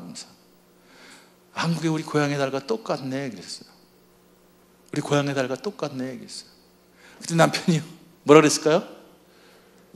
야 그걸 말이라고 하냐? 지구가 둥그니까 그렇지.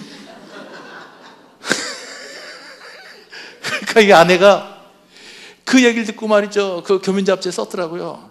그냥 방 안에 들어가서 혼자 문을 걸어 잠그고 혼자 울었대요. 밤새도록. 왜 울었을까요? 왜 그런 얘기를 했을까요?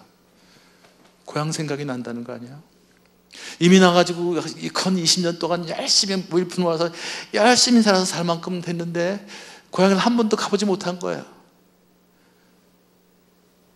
고향 생각이 나는 거예요. 고향에서 보던 달과 똑같다. 그 얘기 무슨 얘기예요? 고향 생각이 난다.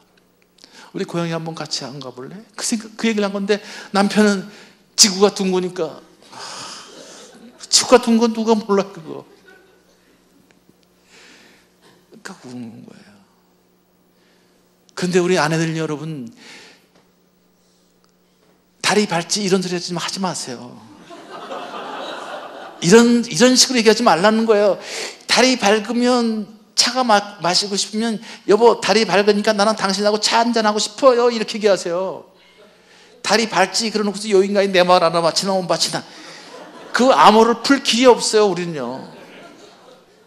그러니까 서울 아내가 경상도 남편한테 자기야 다리 밟지 그러니까 경상도 남편이 뭐라 그랬대요? 와 다리 니들어 뭐라 하더나.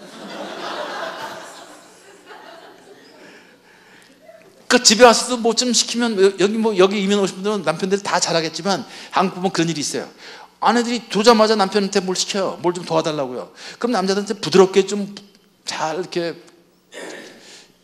공손하게 해야 되는데 아내들이 좀 이렇게 거칠게 얘기하는 때가 많거든요.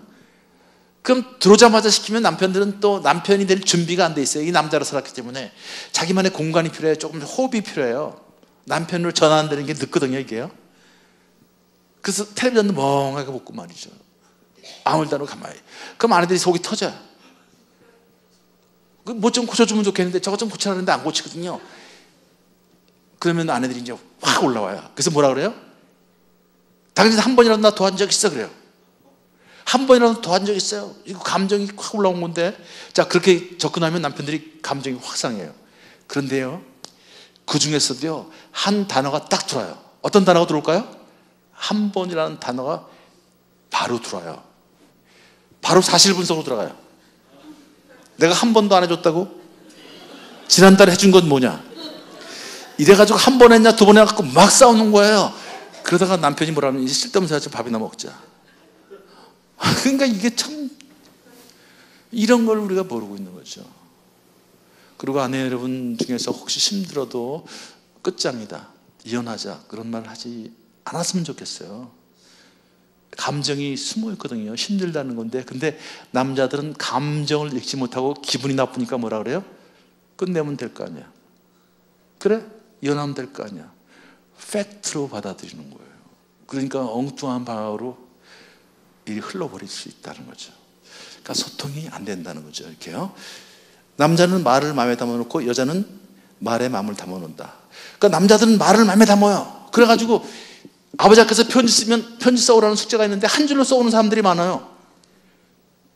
뭐라고 쓸까요? 네 마음 안다. 네 마음 안 돼요. 네 마음, 니도 내 마음 알지. 그럼 끝이에요. 알긴 뭘 알아요? 말을 해야죠. 남자들은 말을 안 해요. 여자들은 말에 마음을 숨겨놔요. 자, 이 영상을 이제 한번 보시면 좋겠는데, 영상 안 나오네? 자, 거기 한번 보시면요,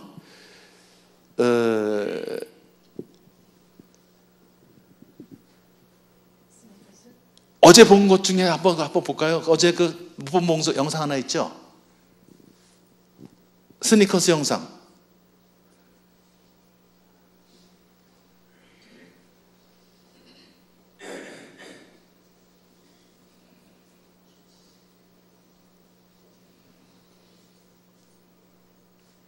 저 계신가요? 자, 그거 이제 찾으면 이따가 이제 보시고요. 자, 필요할 때는 사과하고 용서를 빌라는 거 대충 넘어가지 말고 그냥 알았어, 이해해, 잘못했어 그러지 말고 충분히 설명을 해야 한다는 것이죠. 또 만져주면서 의사소통, 꼭 만져주는 거, 그게 중요하다는 거. 신체 접촉은 강력한 의사소통의 수단이라는 거. 그래서 이 만져주는 게 이제 영혼을 양육하고 지원하는 방법. 그래서 아버지께서 많이 내준 숙제가 뭐냐면 안아주고, 네, 허그죠. 또 허그해주라는 거. 이 만져주면 강력한 효과가 있습니다.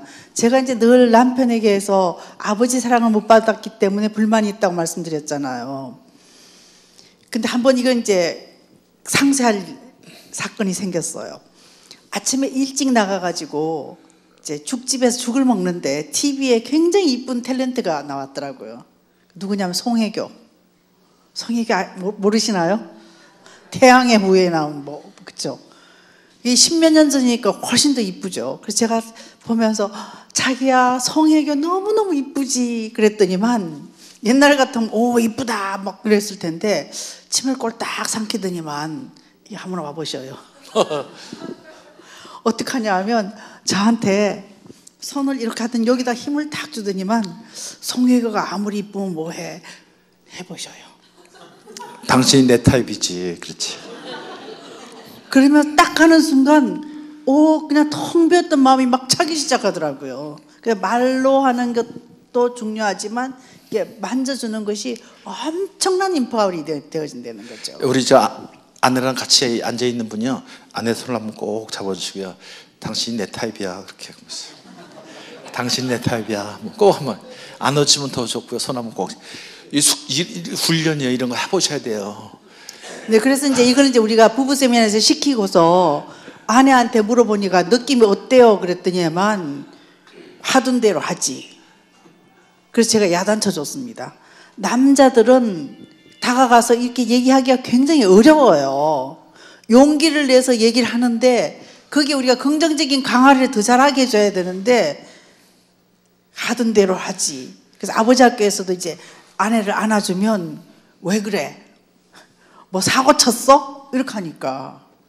어제 제가 뭐라 그랬죠? 남자들은 어떤 여자를 좋아한다 그랬죠? 예쁘게 반응해주는 여자. 예쁜 여자가 아니에요. 예쁘게 반응해주는. 예쁜 여자한테 눈은 돌아갈 수 있어요. 그런데 진짜 남자들이 사랑하는 여자는 예쁘게 반응해주는 여자예요. 여러분 얼굴 예쁘게 만드는데 얼마나 돈이 많이 들어요. 그런데 예쁘게 반응하는 건 여러분이 훈련하면 바로 될 수 있어요. 예쁘게 반응해 주세요. 남편이 여보 사랑해 그러면 여보 고마워. 나도 당신을 사랑해. 나는 당신을 존경해. 난 당신이 필요해.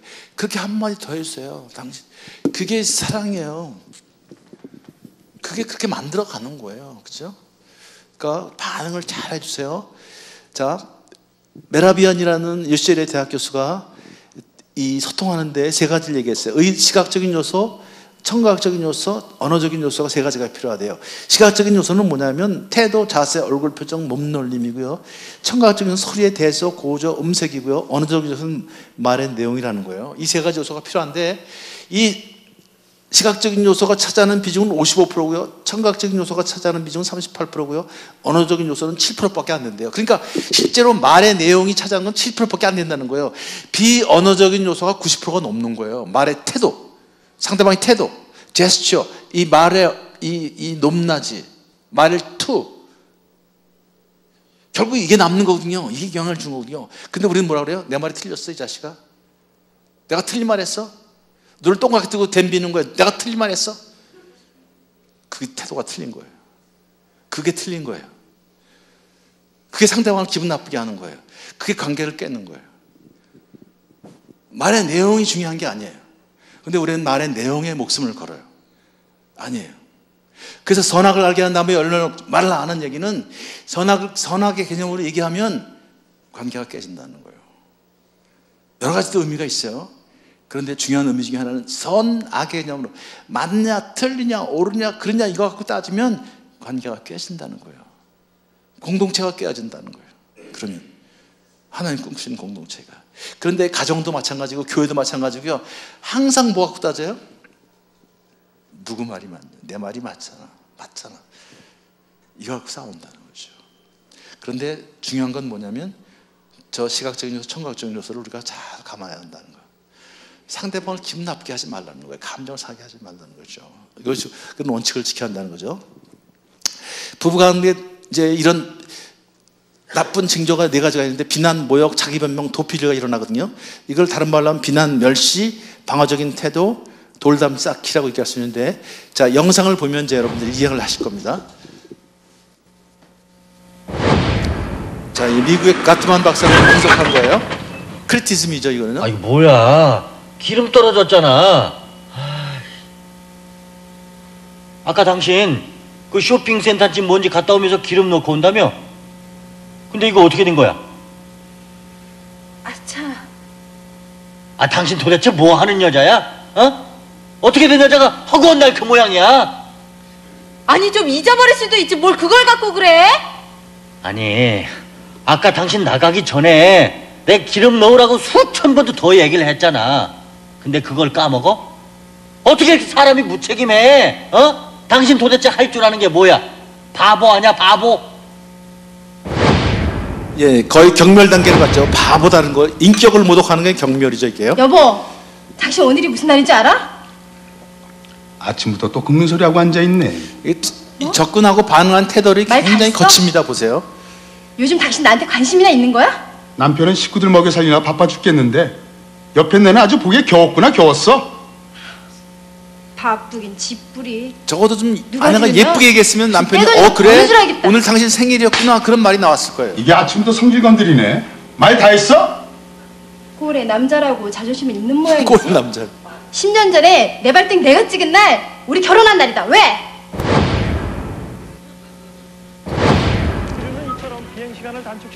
애완동물을 키우는 게 아이들 정서 발달에 굉장히 도움을 준다고. 빈둥거리지 말고 제발 청소기라도 좀 돌려. 쓰레기도 좀 갖다 버리고. 당신 오늘 청소한다고 그랬잖아. 나 어제 야근했잖아. 내가 청소 안 한다는 것도 아니고 좀 쉬었다가 있다 한다는데. 누군 야근 안 했어? 나도 어제 야근했어. 그런데 왜 당신만 피곤해야 돼? 너도 피곤할 때는 설거지 산더미처럼 쌓아놓잖아. 제발 당신이라 잘하셔. 내가 언제 그랬어? 언제 그랬는데? 난 하늘이 무너져도 내 할 일은 그때그때 다 하는 사람이야, 이거. 알았어. 알았으니까 우리 1절만 하자. 1절만 해. 사람 말이 말 같지 않게요?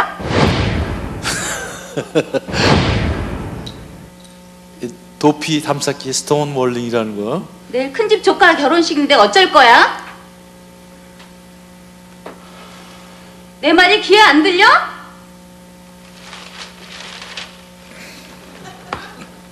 제가 많이 내가 썼던 차라리 방법인데. 벽을 보고 얘기하지. 도대체 날 뭘로 보는 거야?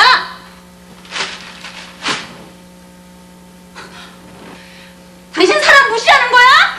나 혼자 기준되는 거야? 뭐야?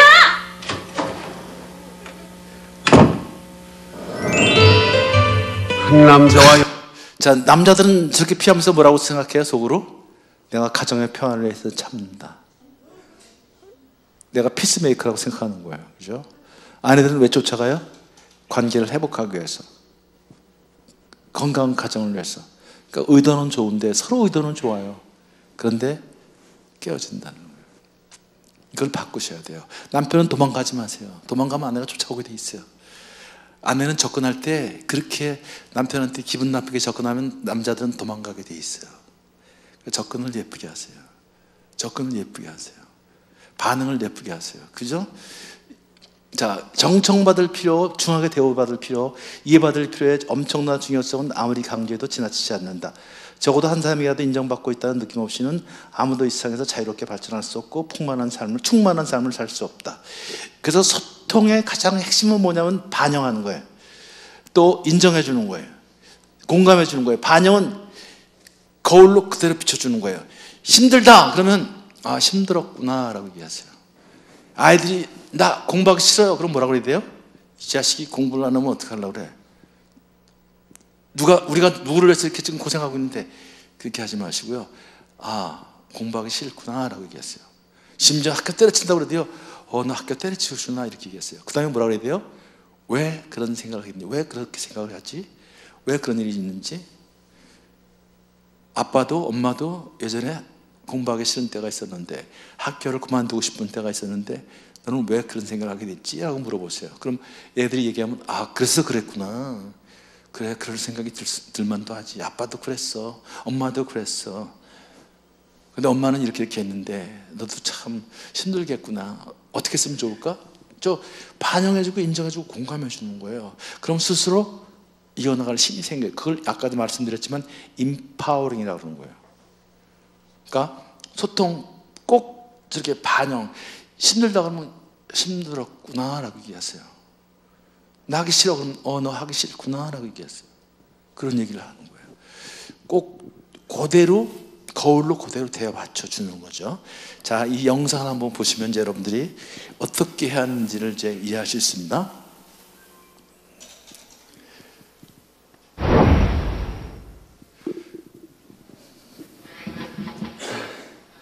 자, 남편이 지금 문제가 있어요.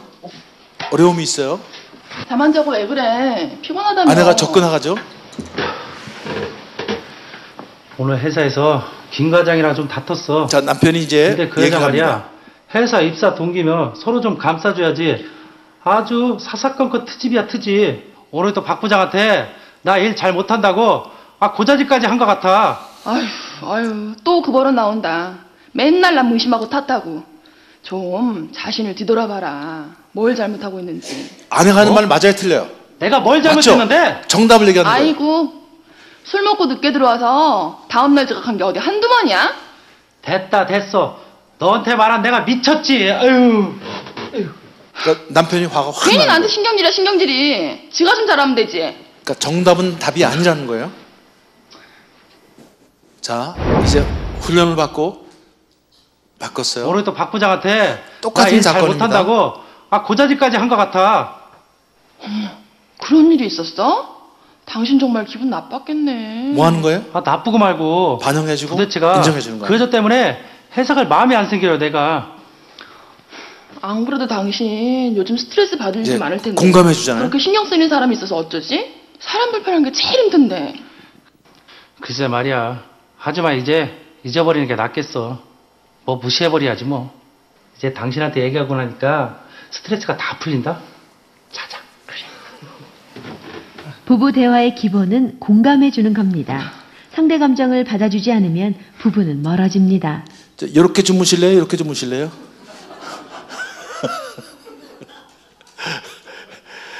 아주 간단한 방법이 있는데 우리는 이걸 모른다는 거예요. 우리 아내 손을 꼭 잡고 여보 힘들었지 한번 해보세요. 우리 남편들이요, 여보 힘들었지 한번 해보세요. 우리 아내들은 손을 꼭 잡아서 여보 고마워 한번 해주시고요. 아, 야, 박수 한번 보내주세요. 아이, 얼마나. 예, 사실 이런 걸 주고받으면 되는 거예요. 애들한테도 애들 다 잘 들어주고, 요것만 하면 애들 절대로 삘떠나가지 않아요. 그러니까 요걸 잘 해주세요. 그죠? 자, 소통은 결혼 생활의 심장이고요. 소통이 바로 사랑입니다. 행복한 소통이 행복한 부부를 만들고, 행복한 가정이 행복한 교회를 만들거든요. 그러니까 소통이 중요하다는 거. 예수님은 이 땅에 소통을 위해서 오셨다고 그랬잖아요. 십자가의 산이 소통이라는 거. 여러분 무엇으로 보세요? 눈으로 보죠. 무엇으로 들으세요? 귀로 듣죠. 무엇으로 먹어요? 입으로 먹죠. 사실일까요? 사실일까요? 예, 여러분 사실은요 다 마음으로 보고 마음으로 듣고 마음으로 먹는 거예요. 마음이 닫히면 안 보여요. 아무것도 안 보여요. 제가 암 판정 받을 때 암입니다 그러는데 아무것도 안 보여요. 안 보여요. 마음이에요. 들리지도 않아요. 먹어도 맛이 없어요. 맛을 못 느껴요. 마음이에요. 마음. 그래서 이 마음을 같이 해주는 것, 그게 공감이에요. 공감이 답이에요. 정답이 답이 아니고요. 해결책이 답이 아니에요. 뭐가 답이에요? 공감이 답이에요. 공감이 답이에요. 힘들다 그러면 아 힘들었구나 라고 얘기하세요. 뭐가 힘들어? 너만 힘드냐? 그러지 마시고요. 아 힘들었구나 라고 얘기하세요. 힘들었구나. 공감이 답이라는 것. 잠언 4장 23절 이렇게 얘기하죠. 사실 28절. 무엇보다 23절이죠. 가족의 마음을 지켜라. 내 가족의 마음에서 무엇보다 내 마음을 지켜라. 내 마음에서 생명의 샘이 흘러나오기 때문이다. 더러운 말을 버리고 거짓되고 남을 내치는 말은 하지도 말라. 잠언 4장 23절 24절 말이죠. 자, 생명의 샘이 마음에서 나온다는 거죠. 마음을 지켜주는 거예요. 근데 내 마음을 지키는 것이지만 가족의 마음을 지켜주는 거 중요한 거예요. 아내의 마음을 지켜야 합니다. 남편의 마음을 지키라는 거예요. 우리 자녀들의 마음을 지켜주라는 거예요. 그런데 더러운 말, 거짓되고 남을 해치는 말, 이런 것 때문에 마음이 상한다는 거죠. 생명의 샘이 막힌다는 거죠. 잠언 4장 23절, 24절 말씀 참 놀라운 말씀을 하거든요. 자, 이 영상을 한번 이제 보고 이제 마칠게요. 자, 우리 부부들 손을 한번 꼭 잡으세요. 부부 한번 손을 꼭 잡으세요. 한국에서 지금 가장 많이 사람들이 듣는 노래입니다. 제가 강의한 내용이 다 이 안에 숨어 있어요. 자, 이건 여자만 힘든 게 아니라 남자도 힘들어요. 우리 아내 여러분, 남편의 입장을 생각하시고요. 남편들은 아내의 입장을 생각하세요. 우리 아내가 얼마나 힘들까. 그리고 낯설고 물선 땅에 왔어. 얼마나 우리 아내가 힘들까. 우리 남편은 여기서 이걸 헤쳐나가려고 얼마나 힘들까. 이런 걸 생각하면서 한번 들어보세요. 해결해야 하는 일 때문에 내 시간도 없이 살다가 평생 바쁘게 걸어왔으니 다리도 아픕니다. 내가 힘들고 외로워질 때 내 얘기 조금만 들어준다면 어느 날 들어달라고 그랬죠? 들어달래요? 내 얘기 조금만 들어달래요. 세월의 한복판에 덩그러니 혼자 있진 않겠죠. 큰 것도 아닌 아주 작은 한마디 지친 나를 안아주면서 사랑한다, 정말 사랑한다는 그 말을 해준다면 나는 사막을 걷는다 해도 꽃길이라 생각할 겁니다. 우리 늙어가는 것이 아니라 조금씩 익어가는 겁니다. 예, 크리스찬이 작사 작곡하고 크리스찬이 부른 노래, 아주 성경적인 내용이 담겨 있어요. 우리 한번 같이 후반부는 한번 같이 따라서 했으면 좋겠어요. 여러분 찬양을 잘 하시는데 한번 같이 따라서요. 내가 힘들고 외로워질 때 내 얘길 조금만 들어준다면 어느 날 갑자기 세월의 한복판에 덩그러니 혼자 있진 않겠죠. 큰 것도 아니고 아주 작은 한마디 지친 나를 안아주면서 사랑한다, 정말 사랑한다는 그 말을 해준다면 나는 사막을 걷는다 해도 꽃길이라 생각할 겁니다. 우리 늙어가는 것이 아니라 조금씩 익어가는 겁니다. 우리 늙어가는 것이 아니라 조금씩 익어가는 겁니다. 저 높은 곳에 함께 가야 사랑 그대뿐입니다.